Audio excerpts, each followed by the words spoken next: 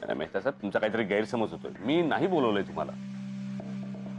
ती फाईल बघा आणि मला सांगा, तुमच्या सहीनिशी अग्रीमेंट आहे ना? तुमचा स्टॅम्प पण आहे कंपनीचा. हे अग्रीमेंट मी बनवलं होतं, पण सरंजामे ग्रुप बरोबर डील होण्याआधी आपण काहीतरी रिचेक करूया. काहीतरी घोळ होतो. नाही नाही, घोळ तुमचा नाही, घोळ आमच्या बाबतीत झाला. मॅडम तुम्ही मेहता साहेब, एक विचारा ना मॅडम. तुमची आज कसली मीटिंग होती जालिंदर सरांबरोबर? आमच्या बरोबर मशिनरी मेंटेनन्सचं टायअप करायचं होतं त्यांना.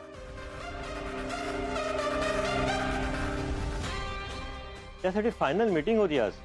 हे बघा, अग्रीमेंट पण आहे. सो मला मिळालेली खबर खरी होती तर? कुठली खबर? आमच्या बरोबर यांचं डील ऑलरेडी झालंय.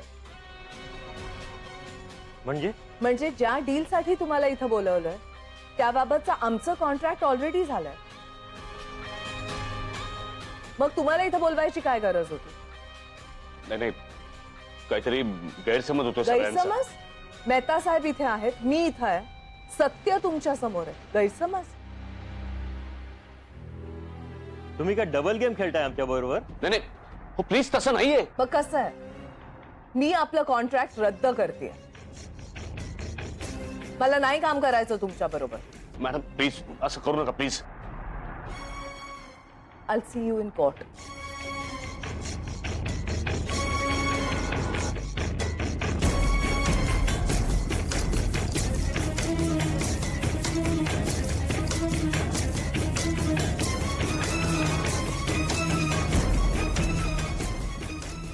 यापुढे तुमच्या बरोबर काम करण्यात मला सुद्धा इंटरेस्ट नाहीये. Good bye.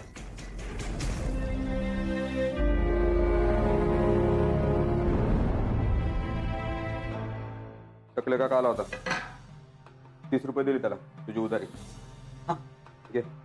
काय त्या काकाचं, मी त्याला म्हणलं मी तुला हजारात पैसे परत देतो. हे छोट्या छोट्या गोष्टींमध्ये अडकतात ना, ह्यांचाच प्रॉब्लेम मला कळत नाही. जाऊ दे, दिलेस ना 30 रुपये? दिले ना. आता वडापाव खायचे पण वांदेत. मग तू नको काळजी करू, मिळतील पैसे आपले. 2 दिवसाचं राशन बाकी राहिले फक्त. मग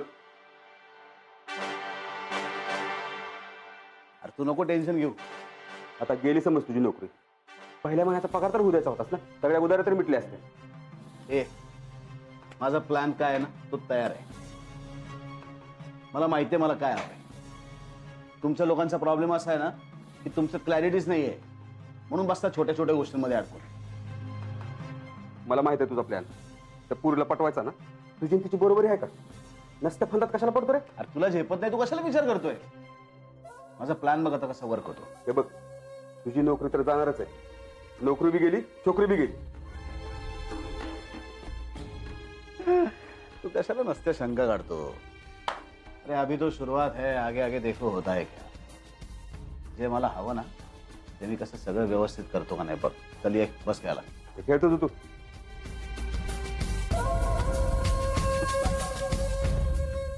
बरं झालं मी गेले ऑफिसमध्ये, त्याशिवाय खरं काय ते कळलं नसतं आणि या जालिंदर सरांनी आपल्याला हातोहात फसवलं असतं. पण आपल्याला तो चीट करेल असं मला मनापासून वाटत नाही. हे बघ, तो आता या बिझनेस मध्ये नवीन आहे, त्याला अजून खूप पुढे जायचंय. दादासाहेब, मी प्रत्यक्ष बघितलं मेहता साहेबांना तिथे. गजाची न्यूज खरी ठरली आहे. हा कोण गजा? गजेंद्र पाटील, त्यांनीच आपल्याला ही जालिंदर सरांची न्यूज दिली. आणि तो गजा या जालिंदरकडे नोकरीवर आहे, समजलं? हो का? पण मग तरी त्यांनी माहिती कशी दिली? त्यांनी सत्याची बाजू घेतली. Yes, you are right Nandini. पण त्यांनी मालकाशी बेईमानी केली हेही खरं आहे की नाही? मला सांगा दादासाहेब, जर आपल्याला कळलं की आपला मालक चुकीची गोष्ट करतोय तर त्याची साथ देणं योग्य की खरं काय ते उघडकीस आणणं योग्य? सांगा ना दादासाहेब. सत्य हे चुकीच्या माणसाशी इमान राखण्यापेक्षा श्रेष्ठ असतं. नंदिनी, सत्य हे नेहमी श्रेष्ठ असतं. मग झालं तर गजानी योग्य तेच केलं. खूपच हुशार दिसतोय हा मुलगा. हो, आणि खूपच चांगला पण आहे. ठीक आहे, चला आता जेवायला घ्या. का चर्चेने पोट भरलंय आपलं? जेवूया ना. सर्जेराव. आलो ताई साहेब. दादासाहेब, मला अजून एक गोष्ट तुमच्याशी बोलायची आहे. इनफॅक्ट एक परमिशन हवी आहे तुमच्याकडे. कसली परमिशन? आपण गजा पाटीलला नोकरीवर ठेवूया आपल्याकडे. आपल्याकडे? येस. का? का म्हणजे तो स्मार्ट आहे, आपल्याला फ्रॉड पासून वाचवलं त्यांनी, आणि जालिंदर सरांकडे त्याचा इंटरव्ह्यू ऐकलाय मी दादासाहेब.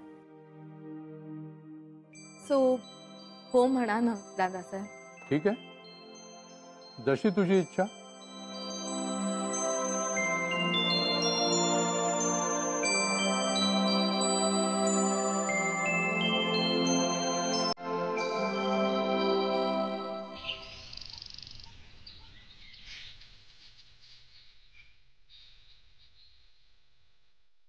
या आलात. यापुढे माझा फोन नंबर स्वतःचा म्हणून कोणालाही देताना फोन करायची वेळ सकाळी 10 ते सायंकाळी 6 फक्त, ते सांगत जा. उगाच सकाळी सकाळी चटकट. अहो मग ठेवून देताना फोन मी नाही म्हणून सांगायचं. आलात ना मग बोला आणि चालू पडा. गजा पाटील मेला म्हणून सांगा, मला नाही बोलायचं कोणाशी. फोनवर बोलणारी मुलगी नसती ना तर तसंच सांगितलं असतं. मुलगी कोण? मला काय माहित. बघा.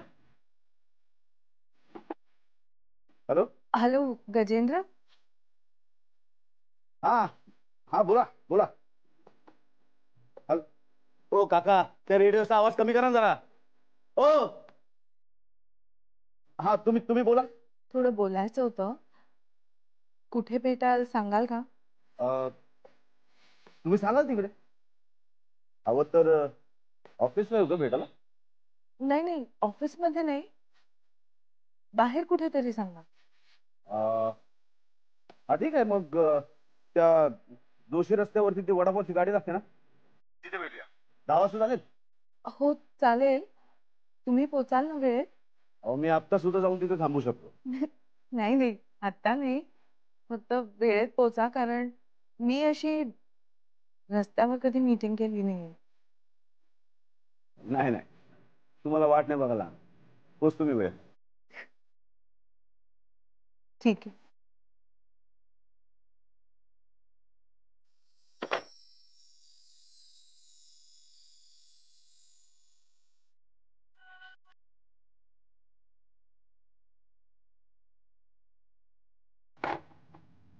झालं बोलून.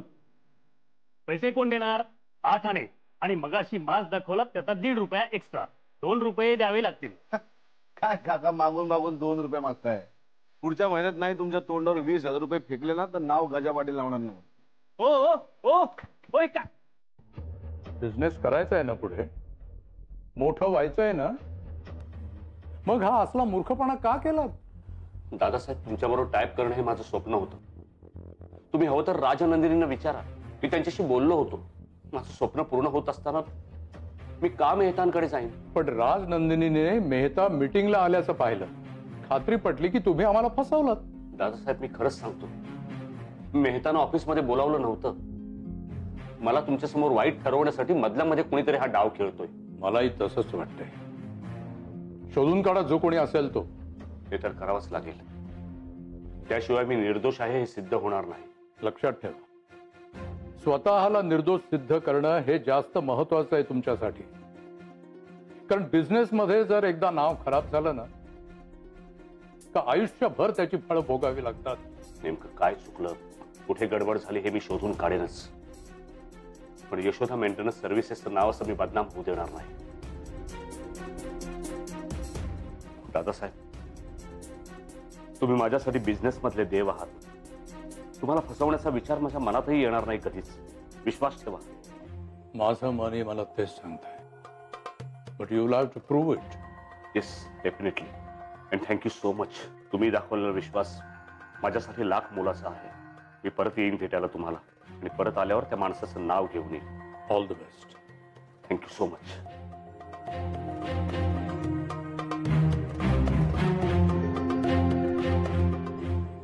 काय आज एकदम अचानक बोलून घेतलं? तुमचे आभार मानायचे होते, आणि भेटून फोनवर नाही. कशाबद्दल? ते यशोदा मेंटेनन्स सर्व्हिसेस, त्याची जी तुम्ही माहिती दिली ती अगदी खरी निघाली, आणि तुमच्यामुळेच आमचा एका फ्रॉड कंपनीशी संबंध येता येता टळला. म्हणून शेवटी विश्वास महत्वाचा नाही का, त्याच्यावरच आपण खरंय. बिझनेस करतो. विश्वास महत्वाचा. त्याला तडा गेला तर काय उपयोग.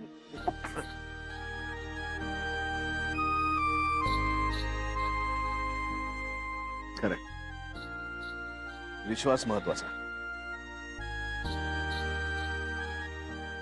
मी दादासाहेबांशी सुद्धा बोलले. दादासाहेब म्हणजे माझे वडील, बाबा. त्यांना सगळेच दादासाहेब म्हणतात माझ्या लहानपणापासून. सो मी पण तशीच हाक मारायला. दादासाहेब सरंजामेनं कोण ओळखत नाही. अरे केवढं मोठं नाव, केवढा दबदबा आहे त्यांचा. तुमची सगळी माहिती काढली मी. म्हणजे बसा बसा बसा. म्हणजे तुमचा सगळा बायोडाटा पाठे मला. आमचा मुंबईत येण्या अगोदर इथल्या सगळ्या बिझनेस ग्रुपची माहिती काढली तुम्ही. माझ्या रिसर्चचा भाग होता. इथे येऊनच मोठं बनवण्याचं स्वप्न लहानपणापासून पाहिलं तुम्ही. तुमचे आई बाबा कुठे असतात?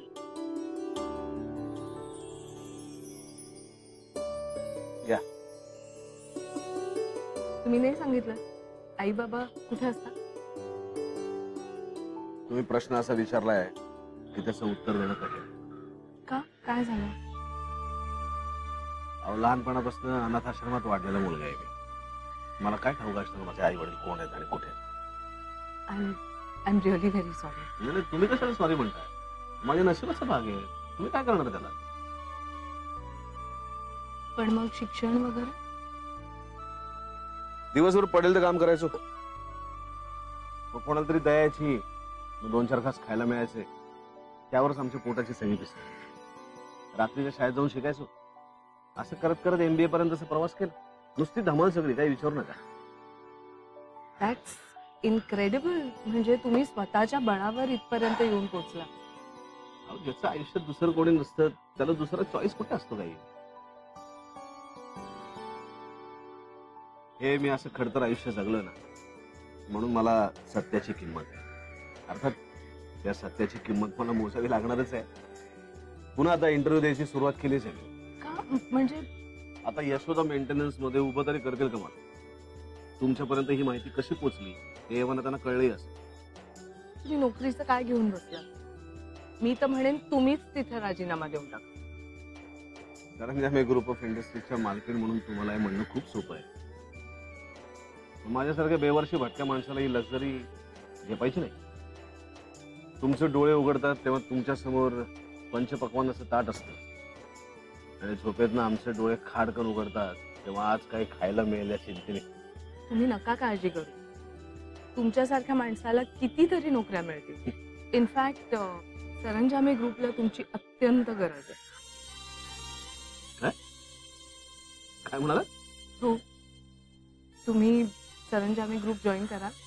का? का म्हणजे तुम्ही एका मोठ्या फ्रॉड पासून वाचवलं आम्हाला. You deserve to be with us. फक्त एवढंच कारण आहे. आणखीन काय कारण असतं? सॉरी मी तुम्हाला इथे आल्यापासून काही विचारलंच नाही. मला भूक लागली असेल ना. नाही नाही, इट्स ओके. प्लीज एकतर अशी आपण माझ्यामुळे तुम्हाला रस्त्यावरती मीटिंग करावी लागेल. निदान आमच्या टाईपचा पाहुणचार तरी घेऊन बघा. अण्णा 2. सॉरी मी तुम्हाला इथे आल्यापासून काही विचारलंच नाही. मला भूक लागली असेल ना. नाही नाही, इट्स ओके. प्लीज एकतर अशी आपण माझ्यामुळे तुम्हाला रस्त्यावरती मीटिंग करावी लागेल. निदान आमच्या टाईपचा पाहुणचार तरी घेऊन बघा. अण्णा 2 स्पेशल वडापाव.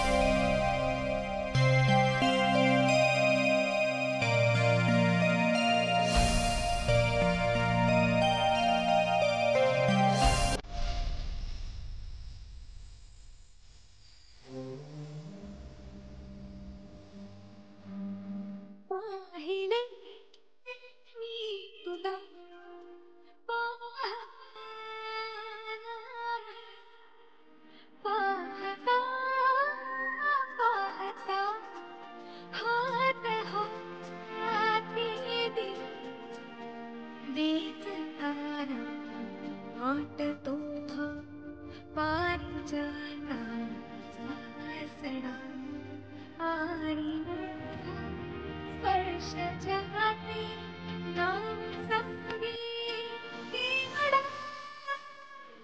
तुला.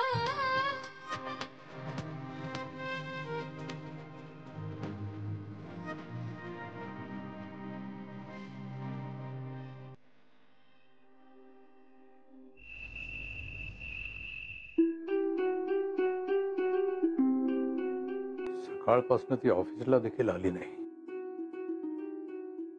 हो ना, मला सुद्धा आता काळजी वाटायला लागलीये.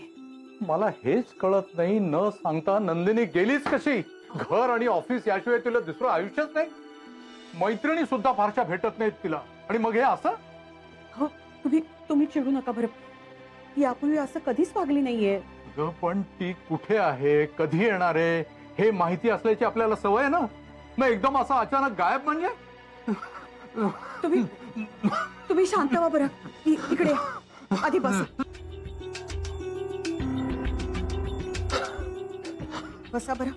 आणि इनहेलर कुठे आहे तुमचं? आहे माझ्याकडे. ठीक आहे, मी आता परांजपेंना फोन करू का? नाही, मी ऑलरेडी बोललोय त्यांच्याशी. तेच मला फोन करणार आहे. बरं, तुम्ही आता शांतपणे बसा बरं. काळजी करू नका. मला हे सगळं काही ठीक वाटत नाहीये स्नेहलता. काय? काहीतरी नक्की गडबड आहे.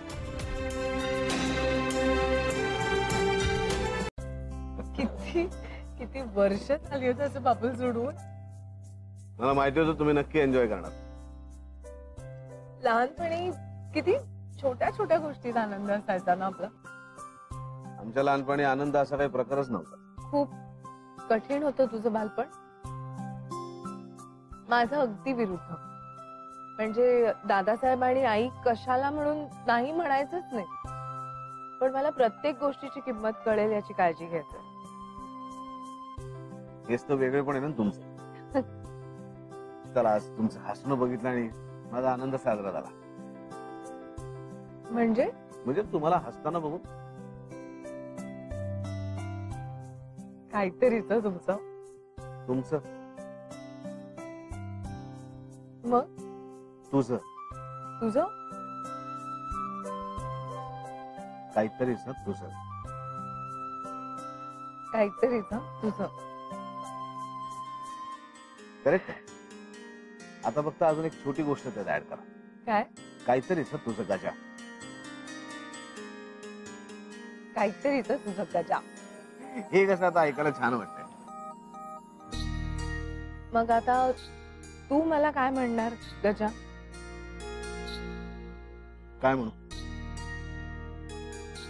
राजनंदिनी. चालेल? हो चालेल ना. दोस्ती दोनों तरफ से होनी चाहिए. म्हण.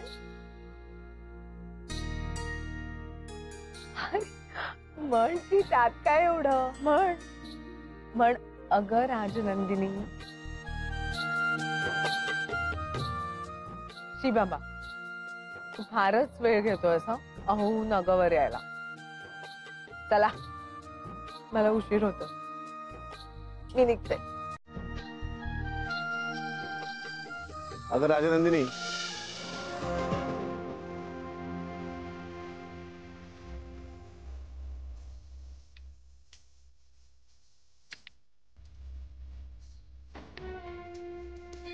अब हम क्या कहें क्या सुने.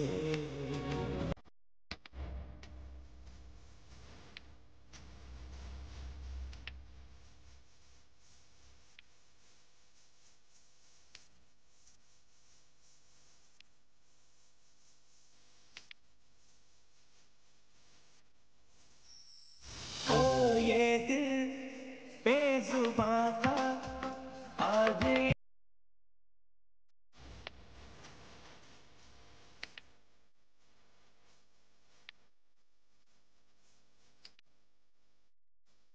चाफा,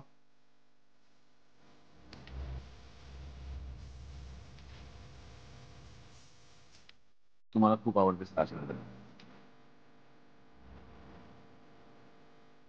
आय लव्ह यू.